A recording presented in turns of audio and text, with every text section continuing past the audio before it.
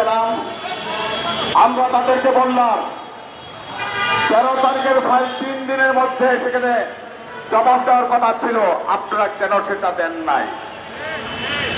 DG মহোদয় বলল সেই ফাইল পাইতে গত মঙ্গলবারে, তার আগেই এক ফেসিস্টরা এখানে আটকায় রাখছিল আমাদের এই মন্ত্রণালয়ে। আমরা বললাম আজকের মধ্যেই আপনাদেরকে জবাব দিতে হবে, এবং সেই জবাব দেওয়ার জন্য আমাদের 3 সদস্য টিম আমরা ওখানে রেখে এসেছি এবং বলেছি আজকে যেভাবে হোক এটা কাজটা করবেন। এই বিষয়ে